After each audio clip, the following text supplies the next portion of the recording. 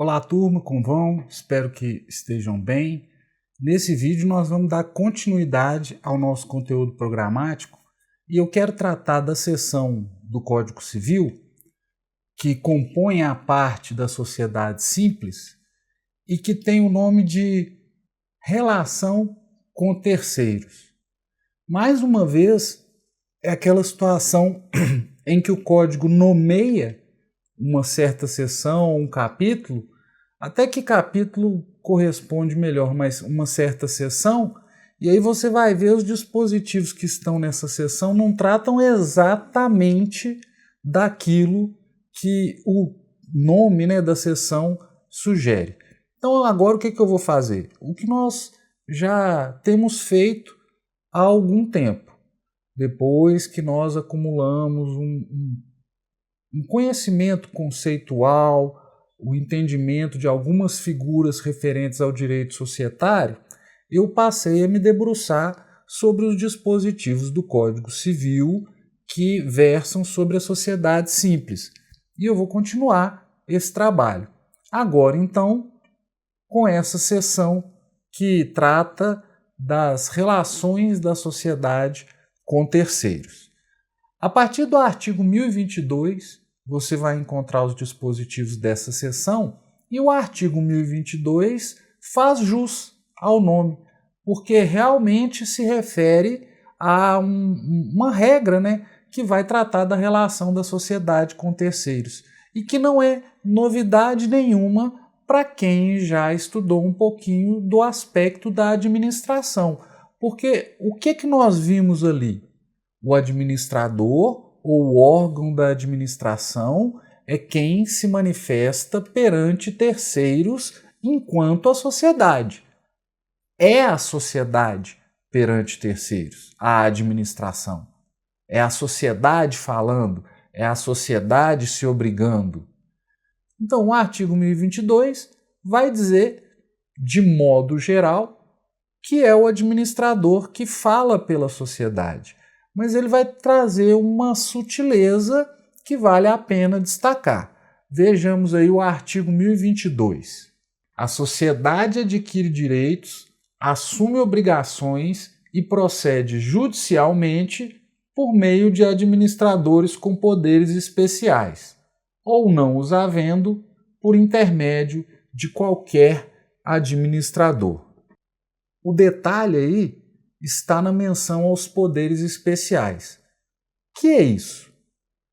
Pessoal, quando há alguma transmissão de poderes, principalmente em procurações, é muito comum você encontrar aquela fórmula, Transmite todos os poderes necessários para a prática do ato tal, que são os atos, que se quer praticar.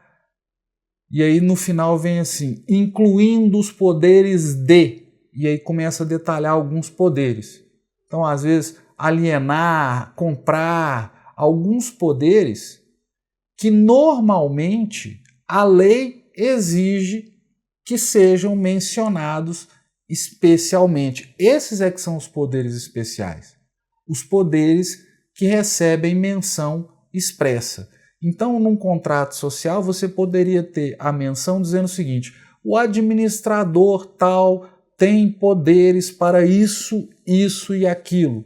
E esses poderes não serem transmitidos também aos outros administradores que porventura existirem.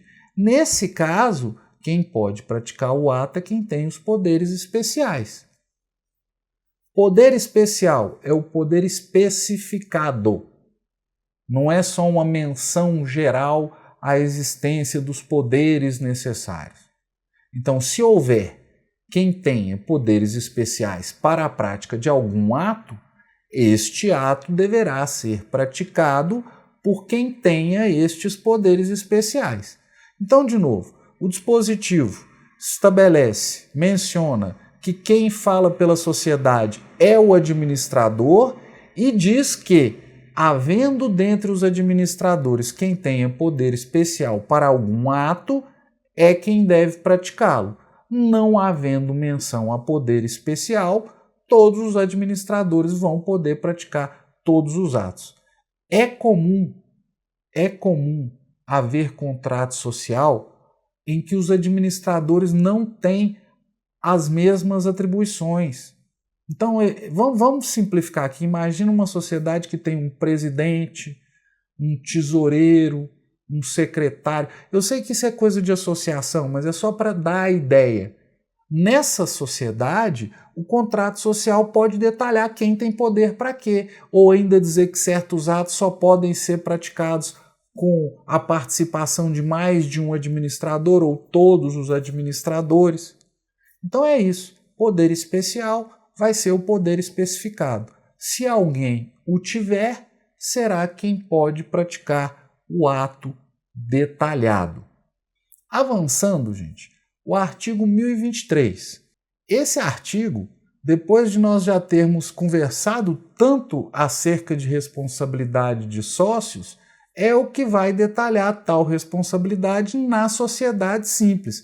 E vamos lembrar aqui, nós falamos tanto do artigo 1024, que estabelece o benefício de ordem, está um do lado do outro. Só tem um detalhe aqui. Será que nesses dispositivos nós estamos falando de relações com terceiros ou nós estamos tratando de responsabilidade do sócio? Vejamos. 1023. Se os bens da sociedade não lhe cobrirem as dívidas, respondem os sócios pelo saldo na proporção em que participem das perdas sociais, salvo cláusula de responsabilidade solidária. Então o dispositivo já começa antecipando o 1024. Os sócios respondem se os bens da sociedade não forem suficientes para lhe cobrirem as dívidas. Ok, então os sócios vão responder. Passamos da sociedade, aquilo que a gente vê, né? Primeiro a sociedade, depois os sócios. Qual que é a responsabilidade dos sócios? Na sociedade simples será ilimitada e a participação de cada sócio costuma corresponder, se não houver previsão, à participação no capital social. Pode haver previsão de responsabilidade dividida de modo diferente? Pode haver, pode ter no contrato uma cláusula em sentido diferente. E, inclusive, como nós vimos, o contrato social deverá dizer se esses sócios respondem ou não solidariamente. Normalmente, assim, o que você vai encontrar é a distribuição dessa responsabilidade nessa cláusula. Ela não vai falar que é solidariamente e vai dizer como é que é essa distribuição de responsabilidade. Ah, tá, tudo bem, Cláudio, mas para o terceiro ele pode cobrar de qualquer sócio a totalidade? Vamos ver o dispositivo, olha só. Respondem o sócio pelo saldo na proporção em que participem das perdas sociais. Então, não. E qual que é a proporção em que participam das perdas? Costuma ser aquela proporção em que participam do capital social. Tudo bem até aqui?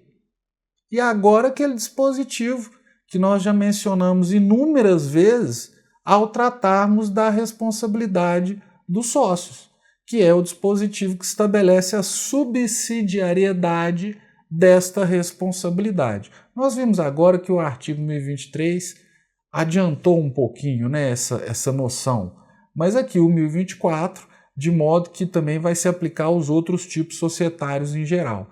Então, conferindo, 1024, os bens particulares dos sócios não podem ser executados por dívidas da sociedade, senão depois de executados os bens sociais. Nesse ponto, então, para quem já vem acompanhando o curso desde o começo da disciplina, não há nenhuma novidade. O artigo 1024 já é nosso conhecido desde há algum tempo atrás. Avançando, o artigo 1025 vai dizer para nós também acerca da responsabilidade dos sócios por dívidas da sociedade, que não é a mesma coisa que o dever ou a obrigação de contribuir para a formação do capital social. Então nós estamos falando de responsabilidade do sócio por dívida da sociedade, que chega até o sócio, observando as regras do artigo 1024. Entrei na sociedade simples. Então agora eu tenho as responsabilidades de sócio. E se a sociedade já tinha dívidas anteriores à minha entrada, eu passo a ser responsável por elas também. O sócio que ingressa, e é isso que o artigo 1025 vai estabelecer, ele é responsável pelas dívidas que a sociedade tinha antes dele ingressar. Nossa, então se eu for ingressar numa sociedade que já existe, eu tenho que tomar cuidado. Obviamente, ainda mais uma sociedade simples. Antes de ingressar, o que se espera é que você confira, né, a contabilidade, veja qual que é a situação.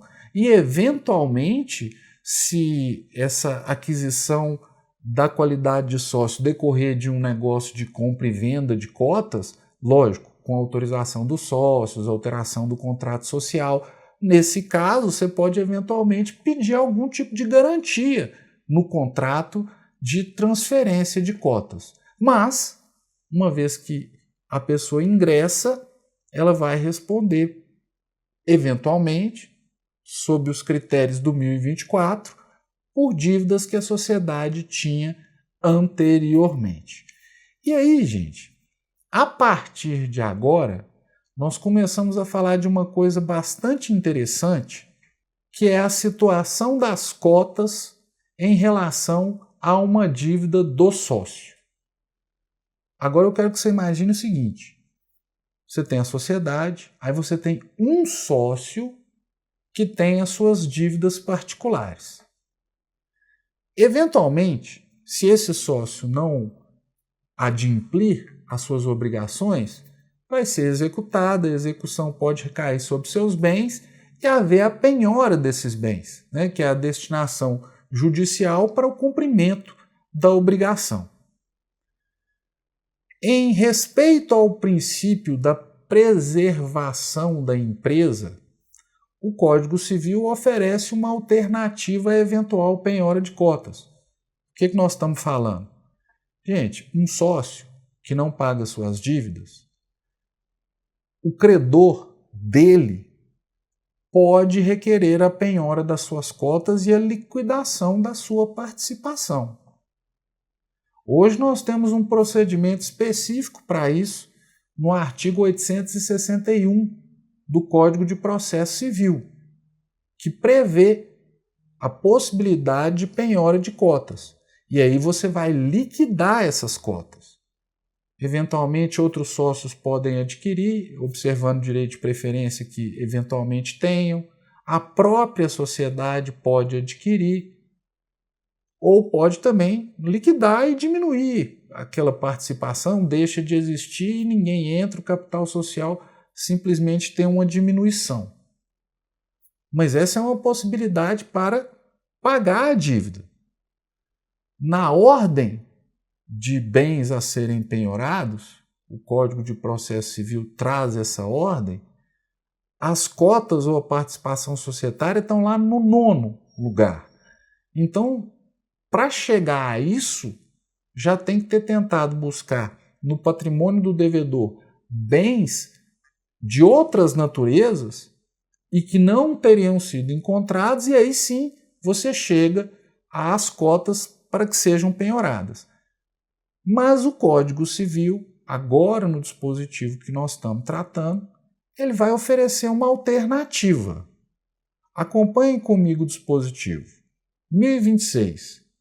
O credor particular de sócio pode, na insuficiência de outros bens do devedor, fazer recair a execução sobre o que a este couber nos lucros da sociedade ou na parte que lhe tocar em liquidação. A parte que lhe tocar em liquidação é a hipótese da penhora de cotas. Mas vejam, você pode penhorar a distribuição de lucros. E com isso, a sociedade não é encerrada. A sociedade continua. Ah, Cláudio, mas qual que é o critério? Olha só, você está executando o seu devedor. Eventualmente, a sociedade, sendo uma sociedade que tem uma distribuição normal de lucros, é muito mais fácil receber assim do que tentar alienar a participação societária. Será que os outros sócios vão querer comprar? Por que preço eles vão querer comprar? Ah, não, vamos vender. Vender o quê? O que essa sociedade tem de bens? Então a liquidação de cotas, a penhora das cotas, é uma coisa meio traumática e que nem sempre vai trazer o resultado que se espera conseguir em uma execução, que é a segurança do crédito, que é o cumprimento da obrigação. E essa alternativa de uma penhora que recaia sobre a distribuição de lucros pode ser mais interessante. E é isso que o artigo 1025 está dizendo. Você pode eventualmente ter a liquidação da cota, penhora de cotas, ou a participação nos lucros, que seriam do devedor, né, do sócio devedor, mas que seriam agora destinadas à satisfação do crédito que foi levado à execução. O parágrafo único ainda vai dizer: se a sociedade não estiver dissolvida, pode o credor requerer a liquidação da cota do devedor, cujo valor, apurado na forma do artigo 1031, será depositado em dinheiro no juiz da execução até 90 dias após aquela liquidação. O artigo 861 do Código de Processo Civil já dá um prazo de 3 meses para que a sociedade providencie um jeito de liquidar. O parágrafo 4º desse artigo fala que pode aumentar um pouco, o juiz pode aumentar esse prazo com assim, a devida parcimônia, o devido critério, para não inviabilizar a sociedade e o funcionamento dela. Se essa liquidação em prazo mais curto acabar gerando ou tiver o potencial de gerar esse resultado. Mais uma vez, é a manutenção da empresa, né? No parágrafo 4º do artigo 861 do Código de Processo Civil. Então, você tem o procedimento previsto no Código de Processo e o artigo 1025 está dizendo que o credor terá uma dessas alternativas. A lei trata de modo diverso quando o eventual credor, porque aí não vai ser bem o credor, for ou herdeiro ou um cônjuge em razão de um processo de divórcio, a depender do regime, né, de bens. Confiram comigo o artigo 1027. Os herdeiros do cônjuge de sócio ou cônjuge do que se separou judicialmente não podem exigir desde logo a parte que lhes couber na cota social, mas concorrer à divisão periódica dos lucros até que se liquide a sociedade. Mais uma vez aqui, é um dispositivo com o princípio da manutenção da empresa. Então veja, herdeiro de cônjuge que se separa, eles não podem pleitear desde já o fim da sociedade. Para que isso? Para evitar que a sociedade seja forçada a acabar. Até que isso se dê, inicialmente eles vão participar da distribuição de resultados. Como que funciona isso, Cláudio? O que vai acontecer é, vai ser nomeado alguém para representar, se for o caso de sucessão, normalmente um inventariante, para representar perante a sociedade quem tem os direitos. E esta pessoa é que vai receber e distribuir para os herdeiros. Quando se trata de cônjuge, já há decisão do Tribunal de Justiça de São Paulo, que até chegou ao STJ, mas o STJ deu daquelas decisões se eximindo de entrar no mérito, né, dizendo que não tem competência, que não poderia subir, que vai ter que rever fatos, aquela história do STJ para não receber recurso especial. Mas no Tribunal de Justiça de São Paulo entendeu-se o seguinte: era uma esposa que não participou da distribuição de lucros e o marido era o sócio. Estavam divorciados. E ela estava cobrando da sociedade que lhe pagasse a participação dela. O tribunal entendeu que ela não tem direito de cobrar nada da sociedade, porque ela deveria cobrar do marido. Então, assim, ela teria direito a participar, ex-marido, ela teria, que era majoritária, inclusive, ela teria direito a participar dos lucros, mas cobrando a parte dela diretamente do marido. Tá, esse é o caso do cônjuge que se separa. Cônjuges que se separam, herdeiros de cônjuges, vão participar como ou com uma parte da distribuição de lucros daquela sociedade. Ah, a sociedade não está distribuindo lucros. Aí a gente tem que fazer a análise do porquê, eventualmente não distribui mesmo para reinvestir. Eu não vou entrar muito nessa discussão agora de vamos praticar fraude em cima da distribuição de lucros. Não é exatamente o caso. Então é isso, pessoal. Esse vídeo é para passar essa seção que trata da suposta relação com terceiros, mas em que nós vimos regras que tratam de responsabilidade de sócio, obrigação de sócio perante seus credores e como que isso pode resultar na penhora de cotas ou na penhora de resultados decorrentes das cotas e um pouquinho, sim, de regra sobre relação com terceiros. Então é isso, pessoal. No próximo vídeo daremos continuidade a essa visita, ao Código Civil, aos dispositivos que tratam da sociedade simples, e aí sim, com maior aprofundamento nessa questão da dissolução da sociedade e da liquidação de cotas. Obrigado pela atenção, turma. Um abraço mais uma vez e até a próxima.